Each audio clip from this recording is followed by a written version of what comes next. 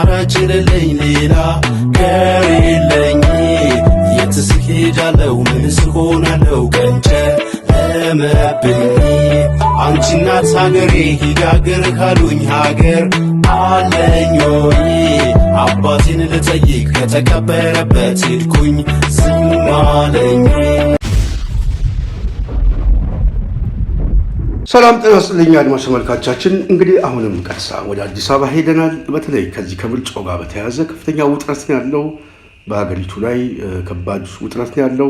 አገዛዙም ምርጫውን በኃይል በማድረግ እንግዲህ ለውጥ አመጣለሁ የሚል ቅዠት ውስጥ ገብቷል። ግን ሁኔታዎች እየተለዋወጡ ነው። አማራ ክልል መንገዱ ተዘግቷል።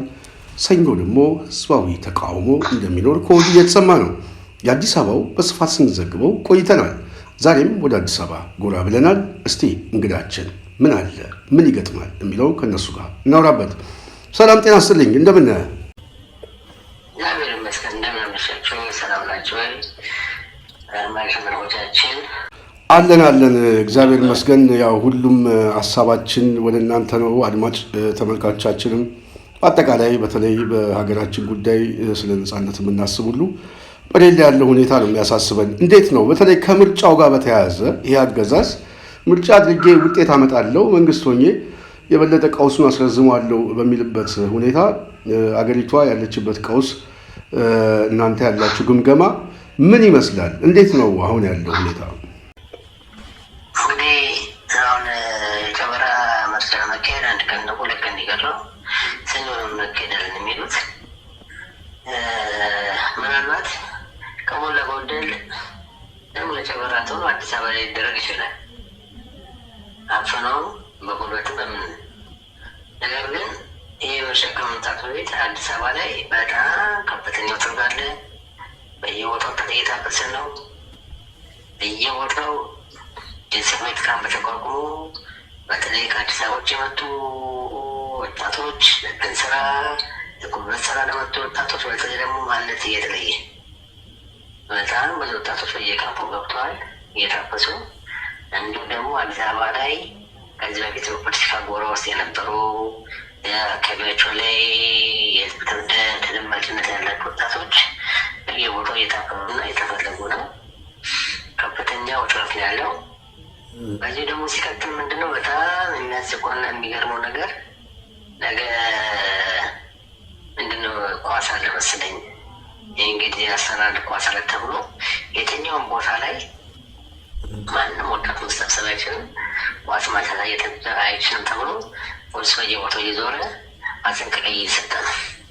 ይህን ያለው ነገር ማለት በነገው ዕለት እንግዲህ ሜይ 30 ላይ የሻምፒዮንስ ሊግ አለው አርሰናል።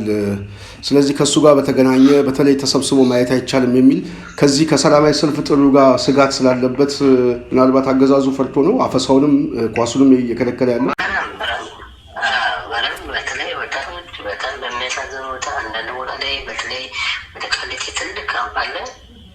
ብዙ ወጣቶች ሰብስበው በተለይ ህጻናት ጀምሮ እኔ ቤት አልቀረም ወጣት አልቀረም በሚያሳዝን የተወሰነ ያለው ታብሰው በቀን ሁለት ዳቦ ይሰጠር ነው ታስሮ ያሉት። ሁለተኛ ነገር ምንድነው የትኛውም ቦታ ላይ ይህንን የነገር ኳስ ማንም ሰው የትኛውም ቦታ ላይ የዞረ ፖሊስ ማስጠንቀቂያ እየሰጠ ነው።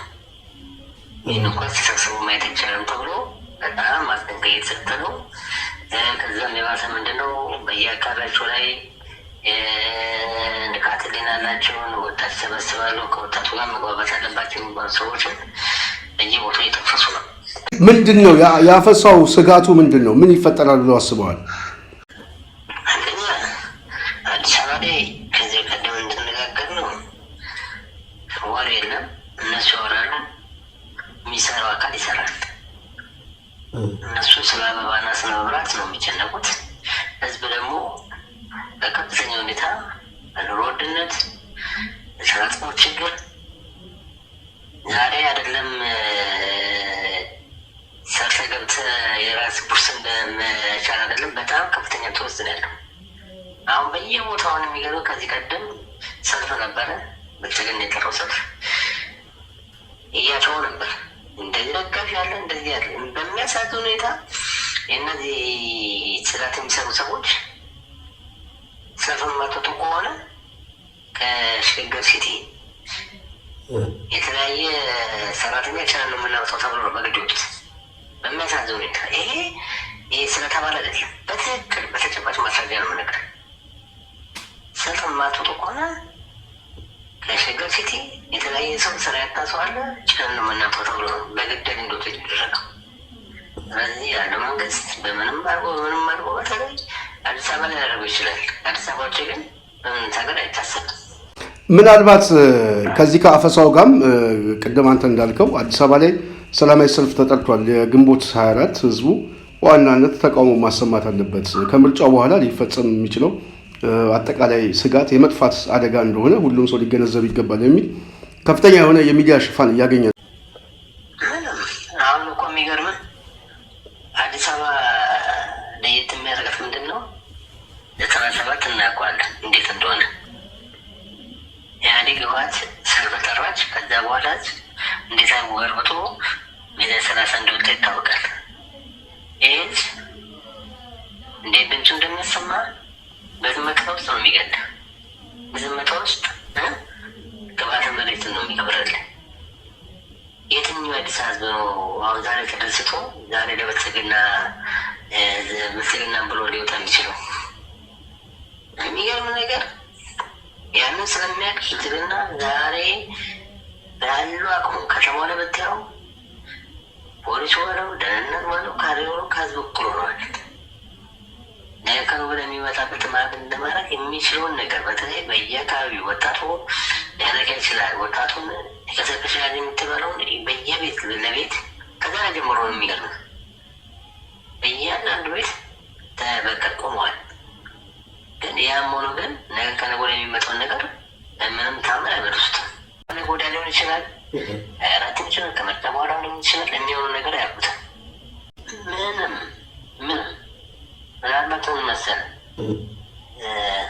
ዛሬም ነገም ከነገ ወዲያ ወርም ሊሆን ይችላል። የሚሆነውን ነገር እናየዋለን። ምናልባት ይህንን የምጠይቅ ምንድን ነው በስፋት በተለይ አዲስ አበባ ላይ ያው ግንቦት 24 ምርጫ ሲደረግ አገዛዙ በጣም የተጨነቀው ተቃውሞ ከመጣብኝ በአጠቃላይ የምርጫውን ውጤት እና መንፈስ ሁሉ ይረብሽብናል እና ዓለም አቀፉ ማህበረሰብ ያጋልጥብናል በሚል ስጋት ውስጥ ገብቷል። በተለይ አዲስ አበባ ደግሞ በዚህ ጉዳይ ላይ ተዘጋጅቶ በስፋት መልእክቶችን እያስተላለፈ ነው። ከዚህ ጋር በተገናኘ ያለ ምልክት ስለሆነ ነው ምናልባት የጸጥታ ኃይሉ አጠቃላይ ከተማው ላይ ከበባና አፈሳ የጀመረው። አሁን አዲስ አበባ ከዚህ በፊት ነገር ያለው አዲስ አበባ ከዚህ በኋላ አታወራም። አዲስ አበባ ህዝብ ያወራል። አዲስ አበባ ስለ ይህ ዝም ብሎ እንትን ያለው አይደለም። ትክክለኛ አዲስ አበባነትን ኢትዮጵያነትን አዲስ አበባነትን የሚያንጸባርቀው ስራውን እየተሰራ ነው። ሲያረጉ ያረጓል። እነሱ ያን ስለገባቸው ነው። አሁን ያኔ ሌላ አቅማችን ተጠቅመን አዲስ አበባ ላይ ተጽዕኖ ይፈጥራሉ የሚባሉ ሰዎችን ደጋግመን እናስገባ ብለው ዛሬ ይገርማል። በየቦታው በተለይ ትናንት ተጽዕኖ ፈጣሪ የሚባሉ ሰዎች በየሰፈሩ እየተፈለጉ የታደሩ ነው። ለምን ከለወለ እኛ ጣና እናቆም። ግን የሚገርም ነገር ብዙ ሰዎች የሚሰሩ ስራውን የሚሰሩ ነገን ደግሞ ሊያከታቱ የሚችሉ ወጣት ብዙዎች አሉ። ያለው የማይቀር ጉዳይ ነው። ምክንያቱም ዝም አልክ ተቃወምክ ካልተቃወምክ ቀጣይ ዓመት የሚቀር ለማንም የሚቀር የለም። ሁሉ ጋር ነው የሚመጣው። ስለዚህ የአዲስ አበባ የተደራሿል ይጠብቃል። ወቅቱ ሲመጣ መስራት የሚገባው ይሰራል። በጣም ነው የማመሰግነው። ያው በአጠቃላይ በተለይ የአማራው ክልል 5 ቀን መንገድ ተዘግቶ ምናልባት ሁሉ ነገር እንደቆመ እየተገለጸ ነው። ሚዲያዎችም እየዘገቡት ነው። ሰኞ ደግሞ በተለይ አማራ ክልል ላይ ከፍተኛ የሆነ ተቃውሞ እንደሚኖር ተጠባቂ ሆኗል። በዛ ደረጃ ህዝቡ ተቆጥቶ ቀኑ እየጠበቀ ነው ያለው። ምናልባት ይሄ መልክ ተቀይሮ በአገር አቀፍም በአዲስ አበባም የተለያዩ ችግሮችና ክስተቶች ይከሰታል የሚል በአገዛዙ ፍርሃት ውስጥ ገብቷል። እና የሚታፈሱ ሰዎች ደግሞ ወዴት ነው እየወሰዷቸው ያሉት?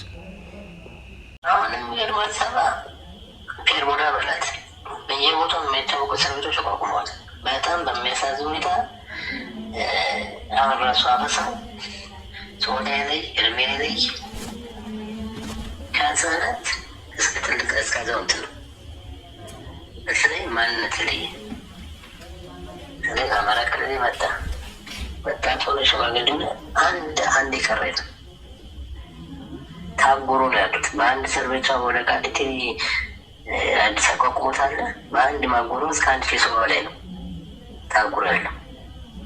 ግን የሚገርም ስላሰርክ እንትን ስላልክ ነገ የሚመጣውን ነገር በምንም ታምር አይመልሱትም። በምንም ታምር አይመልሱትም። ሁለተኛ ነገር ምንድን ነው? ከአዲስ አበባ ወደ አማራ ክልል ያለው ነገር እንጂ አፍንጫችን ስር ነው ያለው። አፍንጫችን ስር መጥቷል። አዲስ አበባ ህዝብ ደግሞ ምንድን ነው ከጫፍ የሚመጣውን ቁጭ ብሎ እየጠበቀ ነው። ምን ትገኝ ከዛ በኋላ ነው ተሳስሮ አንድ ላይ አብሮ የሚከታተለው። እዛ አፍንጫችን ላይ መጥቷል። የተሳሰረ ትግል ነው። ምንም ጥያቄ ነው።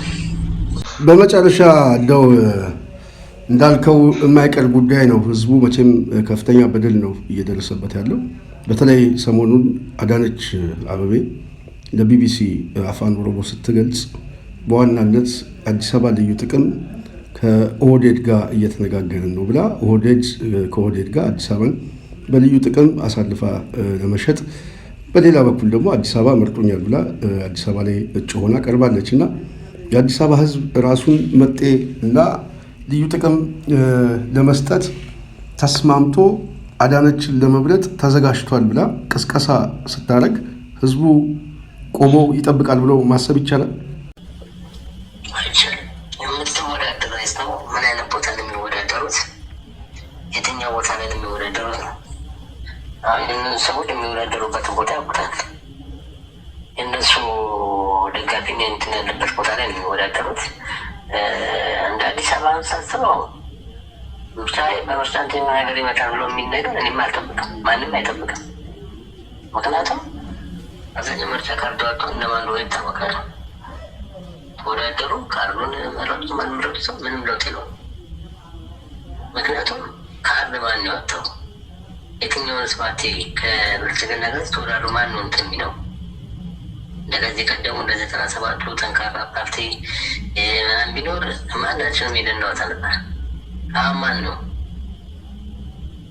እንዳለ አጃቢዎች ናቸው ያሉት፣ ቀለብተኞች ናቸው ያሉት። እነዚያ መንበተናቸውም እንደኔ ቦታ አፍሪካ ነው የምላቸው።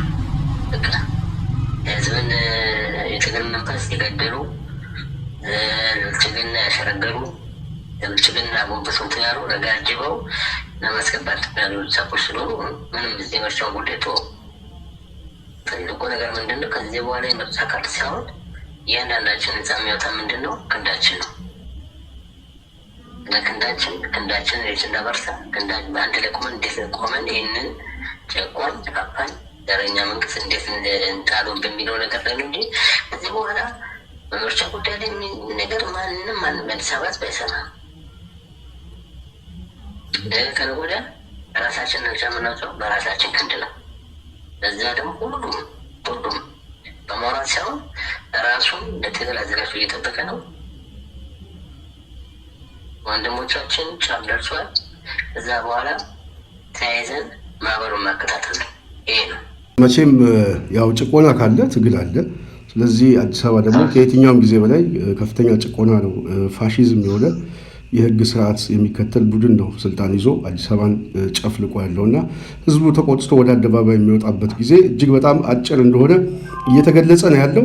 እንደው በመጨረሻ ቅድም እንዳልከው በክንዳችን ነው ነፃ የምንወጣው ብለሃል እና ይሄንን ለብዙሃኑ ሰው በተለይ ለወጣቱ ለሀገሩ ጉዳይ በከተማው ጉዳይ ዛሬ የሚያስጨፍረው ምናልባት መዝናኛ ጉዳይ ሆኖ እየታየ ነው ያለው እና እንደዚህ አይነት አልባሌ የሆነ ጉዳይ ላይ ትኩረት የሚሰጥ ወጣት አገሩ እየጠፋ ከተማው እየጠፋ ማንነቱ እየጠፋ ምንድን ነው የምትመክረው? አጠቃላይ ያንተ የመጨረሻ መልእክት ነው? ለዚህ ወጣቱ ምለው ለመጨፈርም ነፃነት ያስፈልጓል፣ ለመጨፈርም ሀገር ያስፈልጓል። ነገ መጨፈር አይደለም ከና ብሎ ሄድም እያንዳንዱ ነገሩ ነገ ከነገ ወዲያ አዲስ አበባ ላይ እንዲህ ሁኔታ ባለው የተከተለው ካዛ ብሎ ካሰበ የዋንደስ ነው። ዛሬ ቁም ያስብ የሰሞና ጊዜ ያለው ነገ የሚመጣውን ነገር ከራሱ በላይ ነገ ለሚመጣው ትውልድ ትናንት አባቶች እናቶቻችን ስንት ነገር ሁሉም ዛሬ የሚያከናብን እንድቆም ያደርጉ የእነሱ መንፈስ መያዝ አለበት። የእነሱ መንፈስ ትጥቅና ስንቅ አድርጎ መያዝ አለበት። ለመጨፈር ለመብላት ቀንና ጊዜ አለ። አባቶቻችንን እኮ ትናንትና ለመብላት ለመጠጣት ብዙ ነገር ነበራቸው። ግን ከዛ በላይ አልፎ ነው ሁሉን ነገር ትተው ለይን ይሰጡት። ዛሬም የእነሱ መንፈስ ይዘን የትውልድ ከኳስ በላይ ሀገር ነች፣ ከጭፈራ በላይ ሀገር ነች። ከጭፈራ በላይ ከኳስ በላይ ነፃነት ነው። ነፃነቱ አገኘ በኋላ ሁሉም ነገር ማግኘት ይችላል። እና ነገር ለሚመጣው ነገር ቆሞ ብሎ ያስብ፣ ለትግሉ ሊዘጋጅ፣ መንፈሱን ያጠንክር፣ የበርታ። ከዛ በኋላ ለሁሉ ነገር ይደርስበታል። ስለዚህ የተባበረክ እንዳያሸንፋል። ሁላችንም ነገር የሚመጣው ነገር ለምንዘጋጅበት ይሆን ሁሉ ራሱን ያዘጋጅ፣ እናሸንፋለን። በጣም ነው የማመሰግነው። በጽናት አድማጭ ስም በጣም ነው የማመሰግነው። መልሼ አገኘሃለሁ። ከልብ አመሰግናለሁ። እሺ ዘብስልክ ክብርችን ሰላም ነኝ።